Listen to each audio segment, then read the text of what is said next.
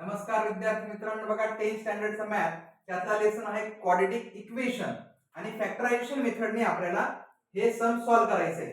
बघा equation x² + x - 20 = 0. आता या -20 चे असे फॅक्टर द्या की 1 आन्सर आला पाहिजे. बघा आपण फॅक्टर काढले 5 4 चा.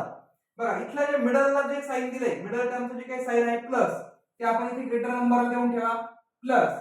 मी तुम्हाला बघा 1 पाहिजे, तो 1 आन्सर कधी येईल? इथे मायनस दिल्यावर त्याचं 1 आन्सर येईल, म्हणजे 5 - 4 म्हणजे 1.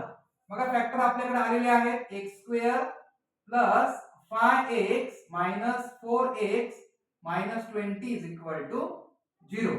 बघा यातून x कॉमन काढा, म्हणजे x + 5 - 4 ब्रॅकेट x + 5 = 0. बघा ब्रॅकेट ब्रॅकेटचं एक झाल्या x + 5 आणि अदर ब्रॅकेट बघा, आणि बाहेरचं जे आहे ते एक झाल्या, म्हणजे x - 4 = 0.